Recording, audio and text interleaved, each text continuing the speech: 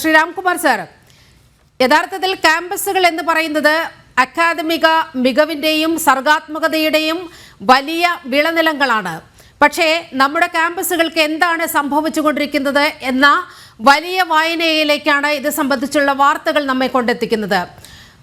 അങ്ങ് താമസിക്കുന്ന കൊച്ചി നഗരത്തിൽ കളമശ്ശേരിയിൽ അവിടുത്തെ ഗവൺമെന്റ് പോളിടെക്നിക്കിൽ 2 കിലോ കഞ്ചാവ് പിടികൂടുകയാണ്. ഉപഭോഗം മാത്രമല്ല, ആ ക്യാമ്പസിൽ ലഹരി വിൽപ്പന നടക്കുന്നു, കഞ്ചാവ് വിൽപ്പന നടക്കുന്നു എന്ന് പറയുമ്പോൾ നമ്മുടെ ക്യാമ്പസുകൾ എവിടെയാണ് എത്തി നിൽക്കുന്നത്? എങ്ങനെയാണ് നമ്മൾ ഇതിനെ നേരിടേണ്ടത്?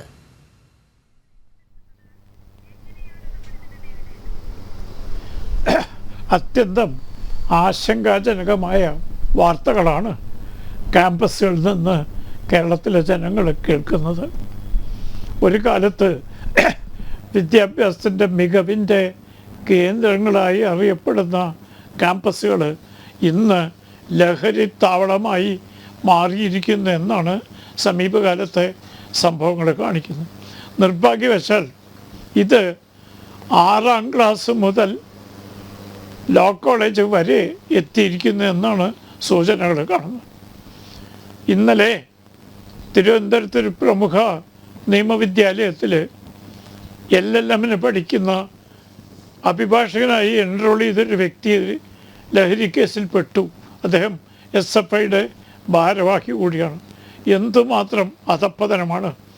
അഭിഭാഷകനായി ബാർ കൗൺസിൽ അംഗീകരിച്ച് എൻറോൾ ചെയ്തൊരു വ്യക്തി ഒരു ഡ്രഗ് കേസിൽ, നിയമവിരുദ്ധമായ കേസിൽ പ്രതിയാവുക എന്ന സ്ഥിതി നമ്മുടെ നാട്ടിൽ വന്നു എന്ന് ആലോചിക്കുമ്പോൾ പ്രബുദ്ധ കേരളത്തിന് പറ്റിയ പതനത്തെപ്പറ്റി നമ്മൾ വിലപിക്കുക എന്താ ചെയ്യുക? ഇവിടെ രാഷ്ട്രീയത്തിന് പ്രസക്തിയില്ല. പക്ഷേ എന്ത് പ്രസക്തിയില്ലെങ്കിലും പ്രകടമായി കാണുന്നത് ഇവിടുത്തെ 2 പ്രമുഖ വിദ്യാർത്ഥി സംഘടനകളുടെ നേതാക്കന്മാർ ഈ ലഹരി വിൽപ്പനയുമായി അടുത്ത ബന്ധം പുലർത്തി വരുന്നു എന്നാണ്. അവരന്യോന്യം പഴിച്ചുകൊണ്ടിരിക്കുകയാണ്. SFIക്കാർ പറഞ്ഞു KSUക്കാരാണെന്ന്, KSUക്കാർ പറഞ്ഞു SFI. പക്ഷേ ഇവിടെ ജനവും പോലീസും കാണുന്നത് 2 കൂട്ടരും ഒരുപോലെ, 2 സംഘടനകളുടെ പ്രവർത്തകരും നേതാക്കന്മാരും ഒരുപോലെ ഈ ലഹരി വ്യാപാരത്തിൽ വ്യാപൃതരായി. എന്തൊരു ദുഃഖകരമായ കാഴ്ചയാണ്! ഇവരാണ് വിദ്യാർത്ഥി പ്രസ്ഥാനത്തിൻ്റെ നേതാക്കന്മാരെ വിദ്യാർത്ഥികളുടെ അവകാശത്തിന് വേണ്ടി വൈസ് ചാൻസലറോടും പ്രൊഫസർമാരോടും ഭരണാധികാരിയോടും മല്ലടിക്കുന്നത്. എന്ത് ധൈര്യത്തിലാണ് ഇവരിത് ചെയ്യുന്നത്? എന്ത് മനസാക്ഷിയിലാണ് ഇവർ ചെയ്യുന്നത്? സ്വന്തം വിദ്യാർത്ഥി സംഘടനയിലെ അംഗങ്ങളെ ലഹരി ഉപയോഗിക്കുന്നതെന്ന് മാത്രമല്ല, ലഹരി വിൽപ്പന നടത്തുന്നു, ലഹരി വിൽപ്പനയിലൂടെ ലാഭമുണ്ടാക്കുന്നു. അപ്പം അത്തരം സംഘടനകളെ നിയന്ത്രിക്കുമ്പോൾ വിമർശിക്കുകയാണ്, രാഷ്ട്രീയമായ വിമർശനമാണ് എന്ന് പറഞ്ഞ് ഒഴിവാവാൻ ശ്രമിക്കുകയാണ്. ഏറ്റവും ദുഃഖകരമായ ഒരു കാര്യമാണ് ഇവിടെ നടക്കുന്നത്. വിദ്യാർത്ഥി സംഘടനകൾ വിദ്യാർത്ഥികളെ നേതൃത്വം കൊടുക്കുന്നതിന് പകരം വഴി തെറ്റിക്കുകയല്ലേ എന്ന് നമ്മൾ ഭയപ്പെടേണ്ടിയിരിക്കുന്നു. പ്രത്യേകിച്ചും ഈ സംഘടനയുടെ നേതാക്കന്മാരാണ് നാളത്തെ രാഷ്ട്രീയ നേതാക്കന്മാരാവാൻ പോകുന്നത്. അതിൻ്റെ ഒരു ചുവടുപടിയായിട്ടാണ് വിദ്യാർത്ഥി സംഘടനകളെ അവർ കൊണ്ടു നടക്കുന്നത്. അതിൻ്റെ ഭാരവാഹികൾക്ക് തിരഞ്ഞെടുപ്പിൽ സീറ്റ് വരെ കൊടുക്കാൻ രാഷ്ട്രീയ പാർട്ടികൾ തയ്യാറായിരിക്കുന്നു. പക്ഷേ ഇവർ നേതൃത്വം കൊടുക്കുന്നത് ലഹരി വിൽപ്പനയ്ക്കാണെന്ന് അറിഞ്ഞാൽ ജനത്തിനുണ്ടാകുന്ന നിരാശ ഈ സംഘടനകൾ കണക്കിലെടുക്കുന്നില്ല. എന്തുമാത്രം മഹത്തായ ആശയങ്ങൾ മുന്നോട്ട് വെച്ചിട്ടാണ് ഈ സംഘടനയുടെ വിദ്യാർത്ഥികളെ പ്രലോഭിപ്പിക്കുന്നത്. പക്ഷേ പ്രവർത്തനം വളരെ മോശമായ രീതിയിലാണ്.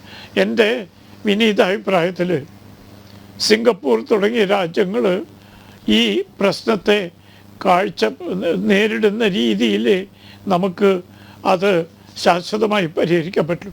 കർക്കശമായ വധശിക്ഷ വരെ നൽകുന്നൊരു രാജ്യമാണ് സിംഗപ്പൂർ.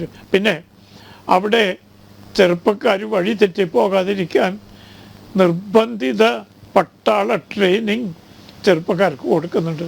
ഇവിടെ അച്ചടക്കം വേണമെന്ന് പറഞ്ഞാൽ ഉടനെ വർഗീയമാണെന്ന് പറയും. അതെ, അതാണ് നമ്മുടെ ഇവിടുത്തെ ഒരു ചെറിയ ചൂരലെടുക്കാൻ പോലും അനുവാദമില്ലാത്തവരായി നമ്മുടെ ഇവിടുത്തെ അധ്യാപക സമൂഹം മാറിയിരിക്കുകയാണ് സാർ. അത് വലിയ ദുരവസ്ഥ തന്നെയാണ്. തീർച്ചയായിട്ടും അത് വിദ്യാലയങ്ങളിൽ മാത്രമല്ല, വീടുകളിലെ സ്ഥിതി എന്താ? അതെ. പണ്ട് സന്ധ്യാനാമവും ബൈബിൾ വായനയും മിക്ക വീടുകളിലും പതിവായിരുന്നു. ഇന്ന് അതിന് പകരം സീരിയലുകളാണ്. ഞാൻ സീരിയലുകളുടെ മോശം എന്നുള്ള അഭിപ്രായം എനിക്കില്ല, പക്ഷേ എല്ലാറ്റിനും ഒരു സമയമുണ്ട്. സന്ധ്യാനാമം ചെല്ലേണ്ടടുത്ത് സന്ധ്യാനാമം തന്നെ വേണം, ബൈബിൾ വായിക്കേണ്ടടുത്ത് ബൈബിൾ തന്നെ വായിക്കണം. അത് സീരിയലുകൾ അതിനെ സ്ഥാനഭ്രംശം വരുത്തുന്നത് ശരിയല്ല. അത് സാമൂഹികമായ വിപത്താണ്. അമ്മമാരും ഇതിൽ പങ്കാളികളാവുന്നു എന്നുള്ളതാണ് ഏറ്റവും ദുഃഖകരം. പണ്ടൊക്കെ വീടുകളിൽ സന്ധ്യ കഴിഞ്ഞാൽ ഈശ്വരനാമം നിർബന്ധമായിരുന്നു. മിക്ക ക്രിസ്ത്യൻ ഭവനങ്ങളിലും സന്ധ്യയ്ക്ക് ബൈബിൾ വായിക്കണം, പറ്റുമെങ്കിൽ എല്ലാ കുടുംബാംഗങ്ങളും ചേർന്ന് വായിക്കണം എന്ന് നിബന്ധന. ഇന്ന് അതെല്ലാം അപ്രത്യക്ഷമായിരിക്കുന്നു. വീടുകളിൽ തന്നെ അച്ചടക്കം പാലിക്കാൻ പറ്റുന്നില്ല, പിന്നെയാണ് വിദ്യാലയങ്ങളിൽ. ഏറ്റവും ദുഃഖകരമായ ഒരു വാർത്തയാണ് ഞാൻ നേരത്തെ സൂചിപ്പിച്ചത്. തിരുവനന്തപുരത്തെ പ്രശസ്തമായൊരു ലോ കോളേജിലെ ഒരു LLM വിദ്യാർത്ഥിയുടെ കയ്യിൽ നിന്ന് വിദ്യാർത്ഥി ലഹരി ഉപയോഗിക്കുന്നത് വീഡിയോ വഴി ചുറ്റും പ്രചരിപ്പിച്ച്. എന്തൊരു ദുഃഖകരമാണ്. ഇവരാണ് വിദ്യാർത്ഥി പ്രസ്ഥാനത്തിന് നേതൃത്വം കൊടുക്കുന്നത്. അങ്ങേയറ്റം കർക്കശമായ രീതിയിൽ ഇത് കൈകാര്യം ചെയ്യാതെ ഭാഗ്യവശാൽ ഇപ്പോൾ നമ്മുടെ പോലീസ് ഉണർന്ന മാതിരിയുണ്ട്. നൈജീരിയയിൽ നിന്ന് 75 കോടിയുടെ ലഹരി സാധനം കേരളത്തിലെത്തിച്ചു, മംഗലാപുരത്തെത്തിച്ചു, കേരളത്തിൻ്റെ അടുത്ത്. ഇത് നിത്യസംഭവമായി മാറിക്കൊണ്ടിരിക്കുകയാണ്.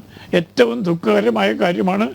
ജനങ്ങളും ഭരണാധികാരികളും പ്രത്യേകിച്ച് വിദ്യാർത്ഥി സമൂഹത്തെ നിയന്ത്രിക്കുന്ന സംഘടനകളും ജാഗരൂകരായില്ലെങ്കിൽ അപകടകരമായ, അത്യന്തം അപകടകരമായൊരു സ്ഥിതിവിശേഷമാണ് നാം അഭിമുഖീകരിക്കേണ്ടതെന്ന് വളരെ ദുഃഖത്തോടു കൂടി പറയേണ്ടി വന്നിരിക്കുന്നു.